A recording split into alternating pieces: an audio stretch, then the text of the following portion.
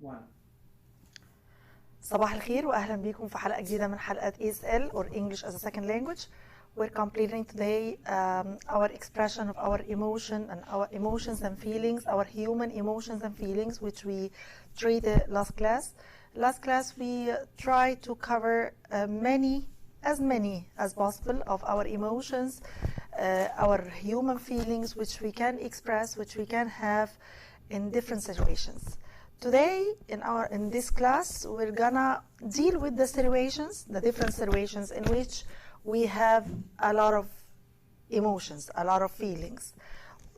Which situation needs a particular emotion or a particular feeling? And the material, as usual, was uploaded on our Viber groups and Facebook page.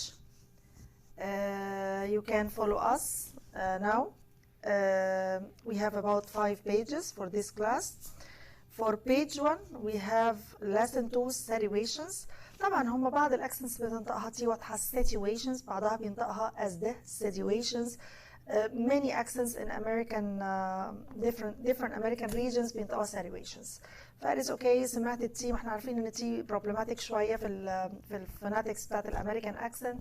احنا اتفقنا انه تي لما بتبقى ميديال يعني جايه in the middle of the word it has to be flap T، وفلاب T معناها it's turned into ده or ره، زي ما اقول water بدل water او water بدل water. طبعا it depends on the region the accent، زي ما عندنا في العربي في اللهجه في المصري كمان في عندنا كذا لهجه. يعني احنا عندنا اللغه العربيه نفسها ليها لهجات كتير according to the countries. عندي اللهجه الشامي او اللبناني والسوري، عندي العراقي، عندي السعودي، عندي المغربي، طبعا مختلفه كتير. لكن حتى within Egypt احنا عندنا اللهجه الصعيدي، اللهجه الاسكندراني، فدي بتبقى accents it depends on the region. يعني it depends totally on the country language. Even if there are more countries which have in common the same language, the language within the same country is different according to the region. Okay, no, anyway, we have lesson 2 situations or situations. Exercise 1 answer the questions in complete sentences. This book اللي هو كتير طلبوا اسم الكتاب هو اسمه Everyday English، واحنا نزلنا الكفرز بتاعت الفور فوليومز اللي بنشتغل منها او الفور بارتس اللي بنشتغل منهم على الفايبر جروبس كلها.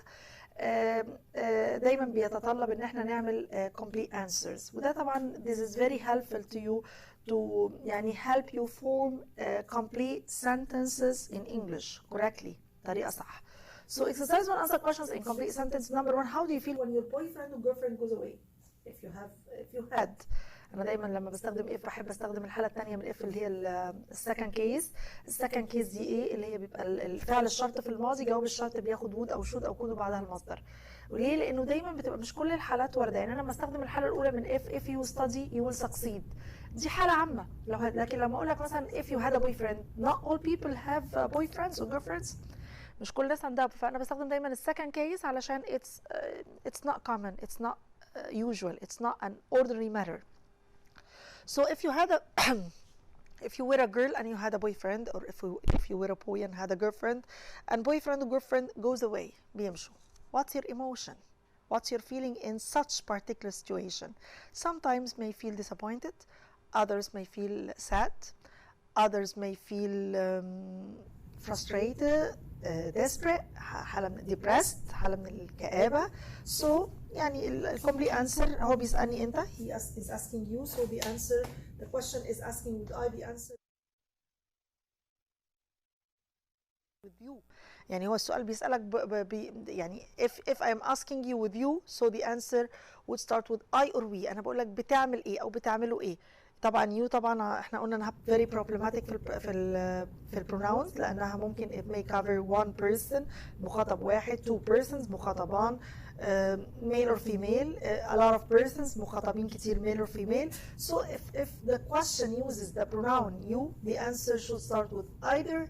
طبعا هنا صعب ينطقوها either I or we. Okay, so how do you feel when your boyfriend girlfriend goes away؟ احنا هنتكلم كأن السؤال المخاطب المفرد، فهنبقى الانسر هو بيو، بيسالك انت كمخاطب مفرد فالانسر هتبقى باي.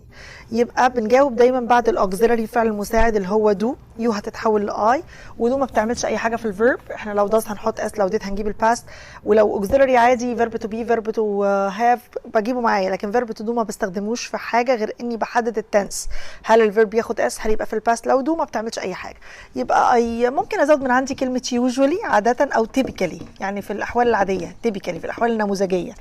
feel ايه؟ ممكن frustrated، بحس بالاحباط. Can you remember the meaning of frustrated? To feel distress, to feel dissatisfaction, to feel disappointment. يحس بالخيبة، بخيبة الأمل، بالإحباط. Okay, so I feel frustrated or disappointed because they are very close in meaning. They are synonyms. Maybe disappointed when my طبعا بقى boyfriend و girlfriend according انت boy ولا girl، boyfriend or girlfriend according للسبيكر هو boy ولا girl. لو boy هيبقى girlfriend، لو girl هتبقى girlfriend.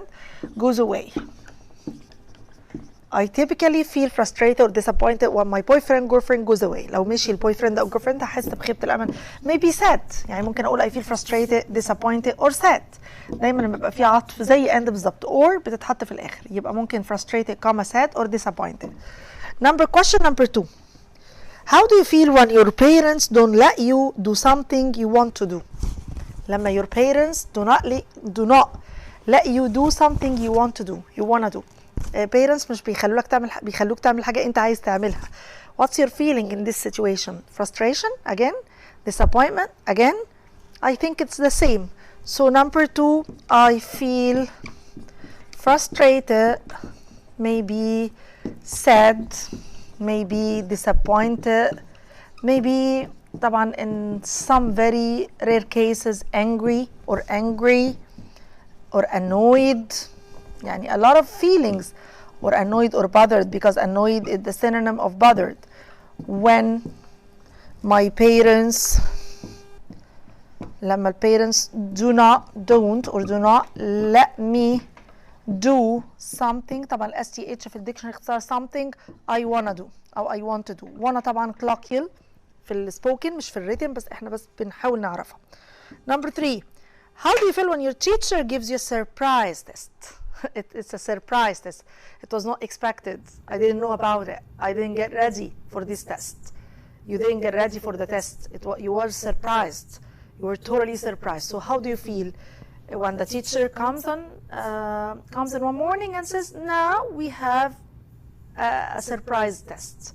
امتحان مفاجئ. So how do you feel? يبقى برضو for me I may feel surprised. وطبعا surprised is the same meaning as startled. بحس بالدهشة أو بالمفاجأة، عنصر المفاجأة. maybe angry، بحس بالغضب because the teacher didn't tell us about this exam. maybe nervous or the same هيبقى anxious or worried because I usually get nervous, I usually get worried or anxious during tests. Okay, maybe sad because I didn't get ready for the exam, I didn't study at all. maybe frightened، يعني اللي وصلت لدرجة الخوف الفيا because I didn't get ready. I'm anxious, I'm worried about the test results. Okay, question number 4. How do you feel when you leave your homework or your book at home? Oh, you forgot, you left your homework or your book, which is very important, at home. How do you feel in this situation? I may feel angry because angry with myself, angry about what I had done. غضبان من نفسي ومن اللي عملته. maybe annoyed because what had happened, because of what had happened. maybe frightened of the teacher, maybe the teacher would punish me. maybe anxious or worried or nervous because I'm worried about what the teacher would do when he knows that. Or maybe embarrassed because maybe I'm the only student to forget my homework at home, so I'm very embarrassed in class. أنا محرج جدا. maybe sad, maybe surprised. A lot of feelings in one entire situation. Question number 5. How do you feel when your team win a big game? Your team, for example, you play with a soccer team, a bowling team, a swimming team. طبعا swimming is individual game فخليها بلاش swimming. والتنس برضو individual خليها basketball team, soccer game team, whatever. And your team does win a big game. So I feel proud. بحس بالفخر. I feel proud. I feel happy. I'm very happy. I feel excited because our team won the game. Okay, so let's turn to the following page, the same topic. Let me erase the board and give you some time to read. Because we have a lot of situations to read about.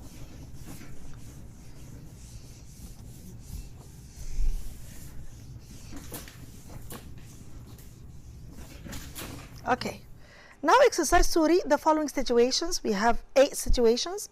In small groups, discuss how the people feel. Remember that people can have different emotions in the same situations. It differs from a person to person. It is different from a person to person.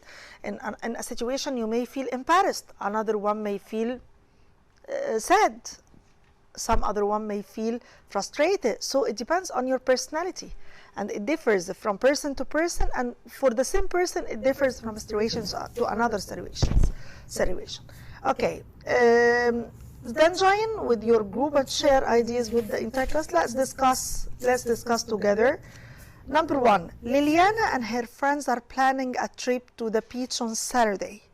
Saturday comes and it's raining. Oh, is Liliana happy? Why? How does she feel? Liliana and her friends are planning بيرتبوا أو بيخططوا a trip to the beach on Saturday. رحلة للبيتش يوم السبت. Saturday comes and it's raining. بتمطر.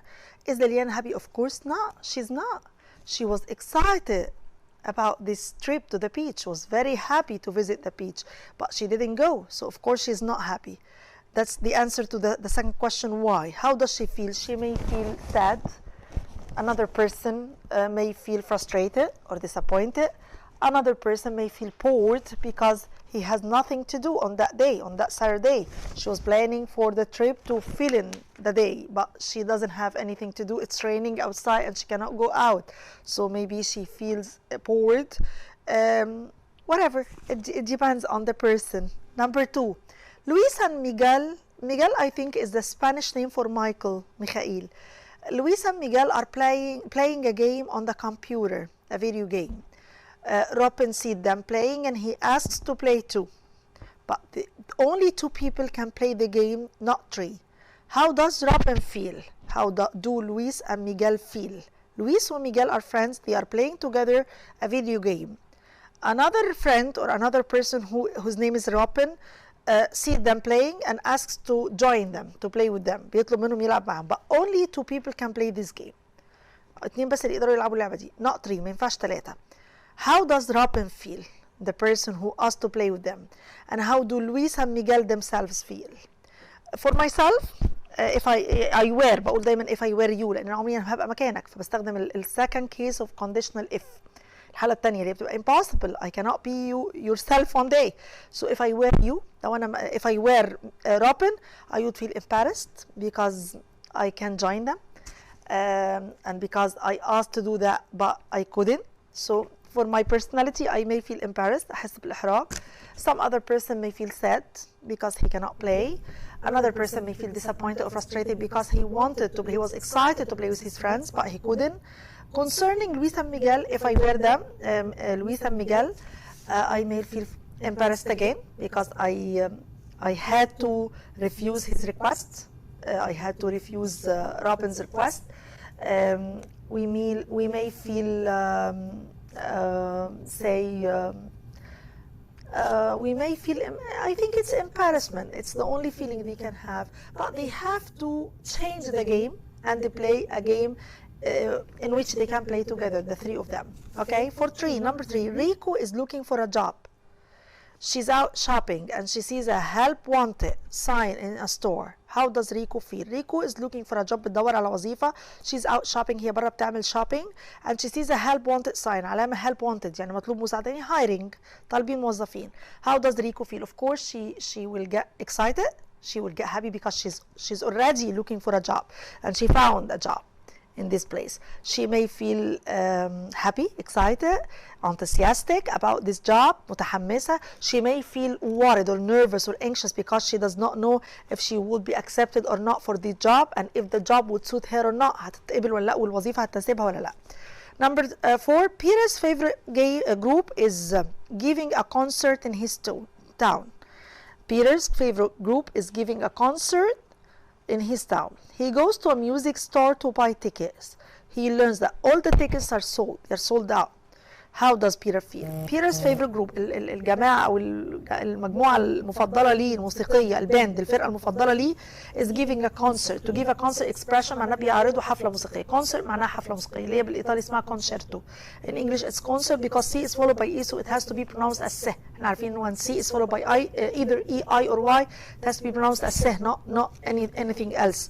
So this is concert. بيعرضوا concert في البلد بتاعته، في مدينته, in his own town, and this is his favorite band, فرقته الموسيقية المفضلة بقى. He goes to the music store to buy tickets. He learns that all tickets are sold out. كل التيكتس خلصت، التذاكر كلها خلصت لما راح يشتري تذاكر. How does Peter feel? If I were Peter, I would feel frustrated and disappointed, sad, angry, annoyed.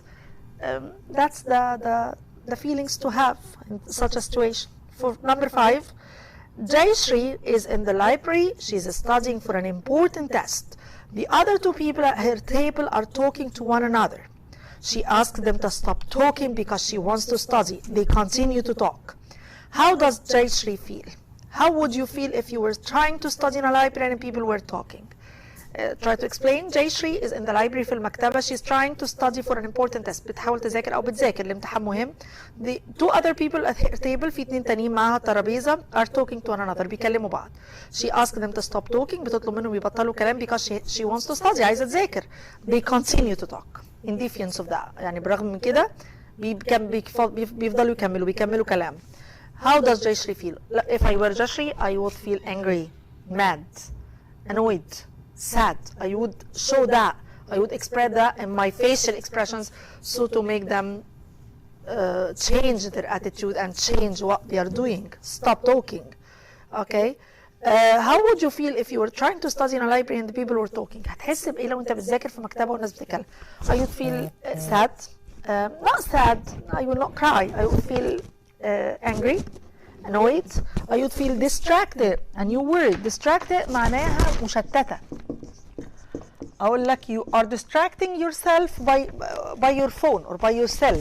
You are distracting yourself. أنت بتشتت نفسك. So I would feel distracted. دايما بستخدم past participle as an adjective. Distract يشتت, distracted. So the past participle is used as an adjective. So I would feel distracted. هحس بالتشتيت. I would feel that I'm not focusing. Okay. I would feel annoyed. I would feel bothered. I would feel angry. I would feel mad. I would speak to them and try to make them stop talking. If not, I would speak to the librarian to let them go or let them change the table.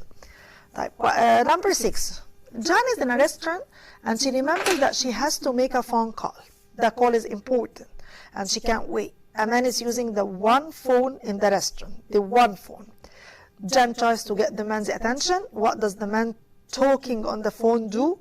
How does Jan feel? Jan في مطعم وبتفتكر انها لازم تعمل مكالمة والمكالمة دي مهمة جدا. لما بتروح على شيء يعني اهي Jan is in a restaurant في مطعم and she remembers that she has to make a phone call. بتفتكر انها لازم تعمل مكالمة تليفونية. The call is important. المكالمة مهمة and she can't wait. مش هينفع تستنى. A man is using the one phone in the restaurant. في واحد راجل بيستخدم التليفون الوحيد اللي في المطعم. Jan tries to get the man's attention. بتحاول تلفت انتباهه. بتتحرك قدامه. Maybe moving in front of him. Maybe looking at him. Maybe looking at his direction. Maybe trying to do something with her hand. Any signs that she needs the phone. Whatever. She's trying to attract his own attention. اوكي بتحاول تلفت انتباههم. What does the man talking on the phone do? المفروض الراجل اللي بيتكلم في التليفون يعمل ايه؟ How does Jan feel? If I were the man, I would stop talking as soon as possible, ASAP, because the woman is trying to attract my attention. So she wants the phone to make a call. She does need to make a call. It's very important for her. So he has to stop talking ASAP, as soon as possible. Or just make something with his hand, a gesture or a sign that just wait. But if he doesn't stop talking on the phone or ignoring Jan would feel angry. She would feel angry. She would feel annoyed. She would speak to someone responsible in the restaurant that she needs to make a very important phone call, and the person talking on the phone doesn't stop. Number 7, Sandra has studied hard for a test with her friend Tanya. Sandra gets 75 on the test and Tanya gets 95. How does Sandra feel? How does Tanya feel? ساندرا ذاكرت كويس جدا جدا للامتحان مع صاحبتها تانيا. ساندرا بتجيب 75 maybe 75% 75%، لكن تانيا اللي هي ذاكرت معاها في نفس الوقت جايبه 95. How does Sandra feel? يا ترى هيكون شعورها ايه؟ maybe jealous غيرانه if okay, maybe tolerant if she loves the Tanya. Of course as a human being she will get jealous. كإنسانة هتحس بالغيرة because they studied together, the same environment, the same time, and they studied hard. Sandra studied hard, so she should have got 100%, not 75. And Tanya, who studied with her, got 95. So normally, as a human being, she would feel jealous. Of course, she would feel sad because she didn't get a good mark. She would feel frustrated or disappointed or annoyed. How does Tanya feel? Tanya would feel proud of herself because she got a very good grade. Maybe she would feel sad. She feels bad for her friend because she knew that she studied hard with her. Maybe it differs from a person to another, and it differs from a situation to another. Okay, Kevin promises to help Jason fix his bike after school. كيفن بيوعد ان هو يساعد جيسون انه يصلح فيكس ريبير عجلته بعد المدرسه.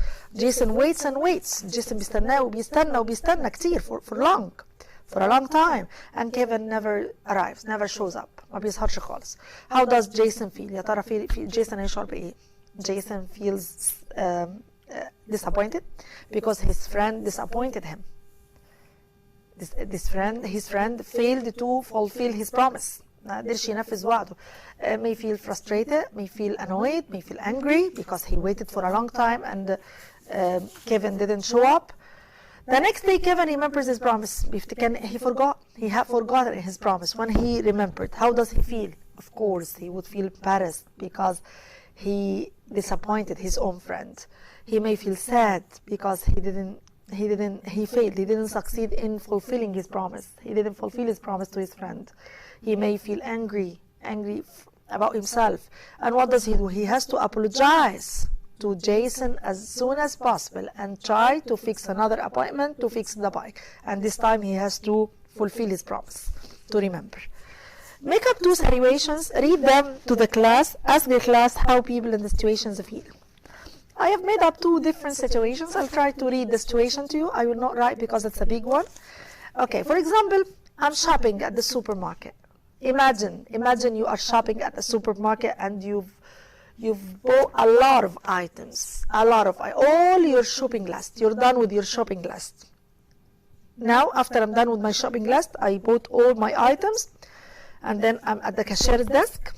Oh, suddenly I discovered that I have forgotten my purse. البرس اللي هي المحفظة كيس الفلوس at home. Okay, including all my money and all my credit and debit cards. So I don't have anything to pay with. How do you feel? How would I feel in such a situation? What can I do? Of course I would feel, first feeling is embarrassment. Of course I would feel embarrassed, especially when I'm trying to pay and discover I don't have any money. I don't have anything to pay with, no credit card, no debit card, no money. Nothing after I'm done and after I took the time of the cashier. يعني عطلتها. Okay, of course I would feel embarrassed, I would feel angry, I would feel annoyed, I would feel dissatisfied, I would feel a lot of things, and I would apologize to the cashier telling her the truth. I have forgotten my purse at home. I'm so sorry about that. Another situation. Imagine that you're involved in a rather serious car accident. انت متورط في حادثة عربية خطيرة شوية. And you're the person at fault. The expression the person at fault يعني انت الشخص الغلطان. It's your own fault. At fault the expression معناها غلطتك. الحادثة غلطتك. You're the person at fault. How would you feel? I would feel frightened. What would happen? I would feel embarrassed because maybe I caused a lot of damage to the other person's car, or maybe there is a bodily injury. في إصابة جسدية, physical injury. This is very serious. Very okay. I would feel frightened. I would feel sad. I would feel angry. What can I do? If the accident is not so serious, I will, of course, they will take my registration, my documents from the car, and I can call my insurance company to cover me or something like that.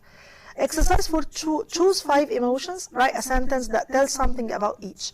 We're gonna choose 5 emotions out of the emotions which we had studied last class. For example, happy, sad, worried, or anxious, or nervous, whatever.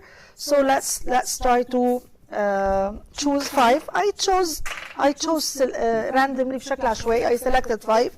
For example, number 1, happy. Write a sentence about the word happy. For example, I was very happy when I saw my test results. I was very excited. I was very happy. Why? I got 100%. That's why I'm very happy. Number 2, we can choose jealous. فاكرين jealous? Can you remember? يعني غيران. To envy someone or someone's success. For example, she felt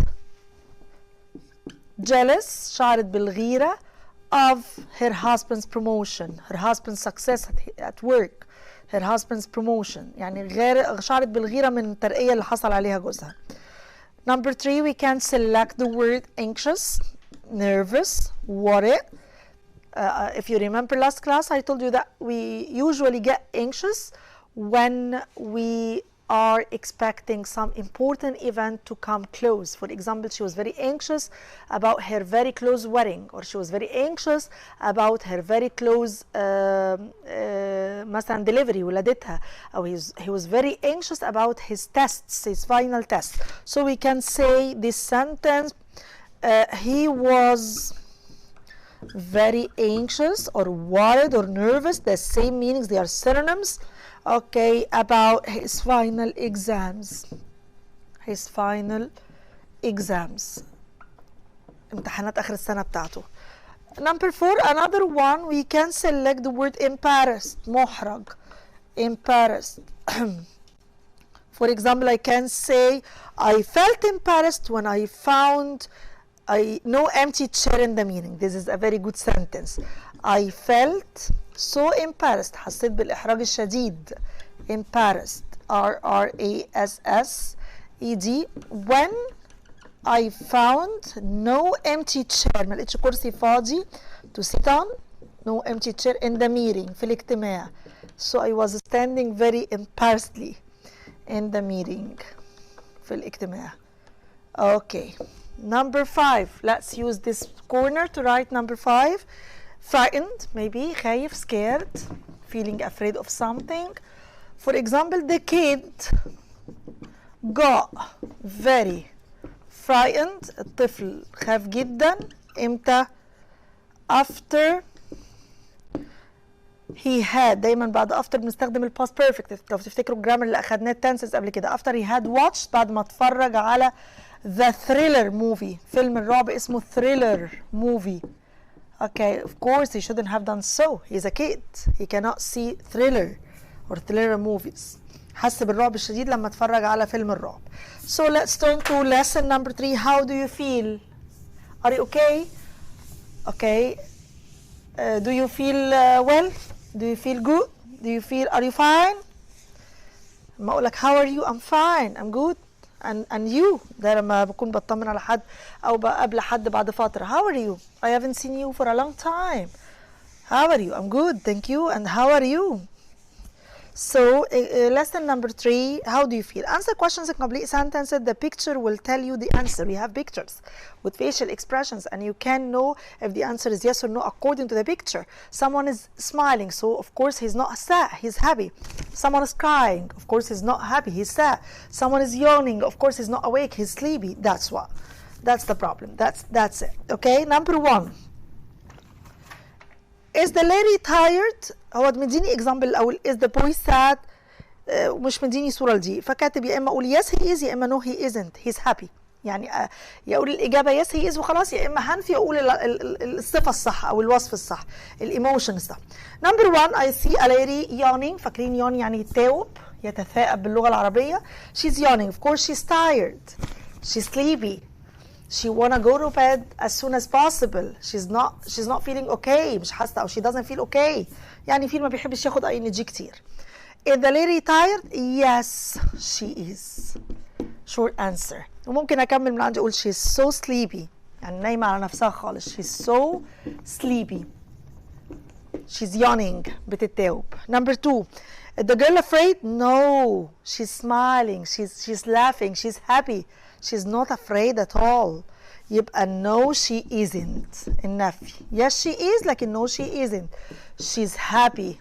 ممكن أزود أقول she's laughing. She's smiling.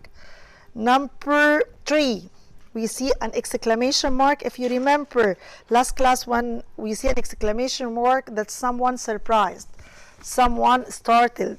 حد مندهش. Is the man sleepy? No, he isn't. He's not yawning. هو مش بيتاوب. لكن he is surprised. He is startled. مندهش. Startled. S-T-A-R-T-L-E-D. Because we can see an exclamation mark on his head. علامة تعجب. So he cannot believe it. مش قادر يصدق اللي شايفه. Number 4. Is the boy angry? Yes, he is. His face or his facial expression says so. واضح من وشه أو من تعبير وشه إنه هو angry. يبقى yes, he is.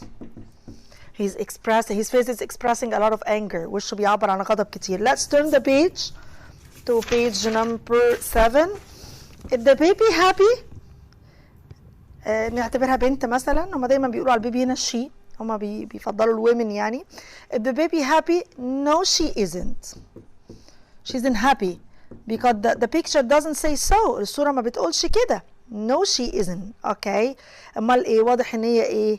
بتعيط maybe أو خايفة. يعني she's opening her mouth wide. So she may be frightened because she's opening her mouth wide. She may be sad because she's crying. She may be crying. We can't see the picture well. Number 6, we can see a lot of question marks. There are a lot of questions in this person's mind. So he is confused, puzzled. He's not sure about anything. محتار, مرتبك. Is the boy worried? No, he isn't. He's not worried. لكن he's puzzled or he's confused because we can see a lot of question marks. There are a lot of questions in his mind. Number 7. Is the woman surprised? No, we can see hearts. So she's in love. يبقى no, she isn't. She's in surprised. We cannot see an exclamation mark. We can see hearts, a lot of hearts. She's in love. في حالة حب. She's in love. That's it.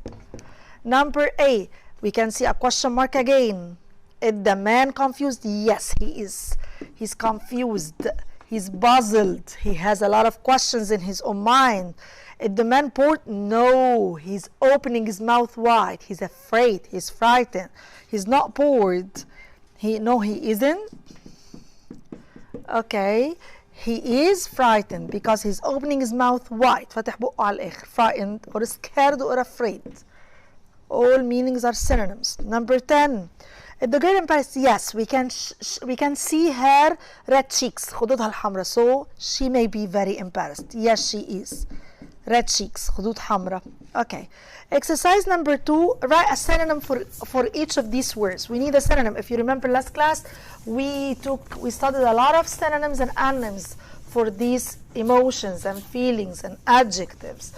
We took a lot of synonyms, يعني words with the same meanings, and antonyms, words with opposite meanings for these words or adjectives expressing different emotions and feelings. Synonym يعني write a word with the same meaning. What's the synonym for the word angry? Angry means mad. My father got angry when he saw my brother quarreling with his friends. He got mad. يعني غضب جدا لما شاف اخويا بيتخانق مع صاحبه. Number 2. Happy. What's the synonym for the word happy? Excited, pleased, satisfied, content. These are the synonyms for the word happy. I feel happy. I feel excited. I'm pleased. I'm satisfied. I'm content because I have passed my exams, for example.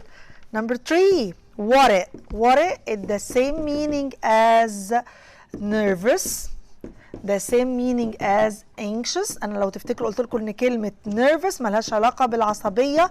when someone is irritable he gets irritated easily، ده كده شخص عصبي.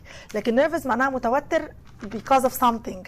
He always gets nervous because his final exams. She was very nervous before مثلا her marriage or her wedding. So worried about something, nervous about something, anxious about something, something that they feel worried about something which is happening so close. هيحصل بسرعة جدا. Number 4. Sad is the same meaning as unhappy, the same meaning as annoyed متضايق أو حزين, the same meaning as displeased, the same meaning as dissatisfied. All these words had the same meaning as sad, satisfied. Number 5.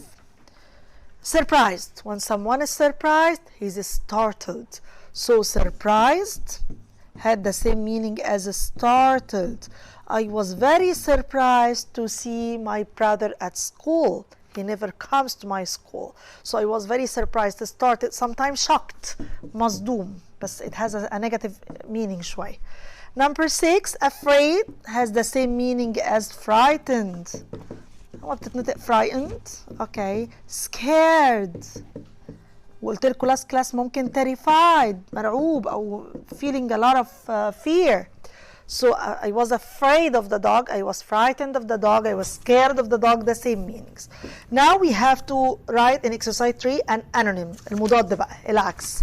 We have to write an anonym. Okay. So what's the anonym of the word happy? The anonym of happy, to be unhappy, that's to say sad. The anonym of afraid, when I'm not afraid I'm brave. لما أكون مش خايف أنا شجاع. I'm a brave boy. I never get afraid of dogs. I never get frightened or scared of dogs. When I am worried, the opposite of that is to be calm. I'm not worried at all. I'm calm. I'm satisfied. I'm content. I'm not worried. I feel calm. I'm not worried about the exams or worried about my wedding. I feel calm. Okay, sad, the same. Happy, the opposite of sad. Sad is the opposite of happy. Okay. Sick, مريض. What's the opposite of sick? Feeling well. If I'm not sick, I'm well. I'm fine. I'm fine. I feel well. Okay. Are you sick? No, I feel well. I'm fine. طب fine is the opposite of sick. If I'm sick, I don't go to school. But if I'm fine, I go to school. Let's turn to our last page in this class.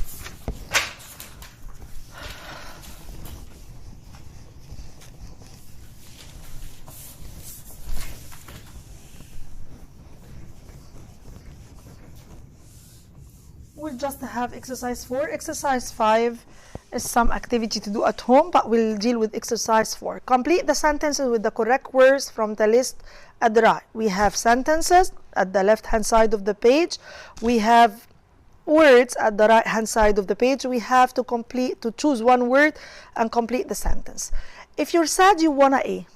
Let me read the sentences first. If you're sad, you want to means to wanna to do something.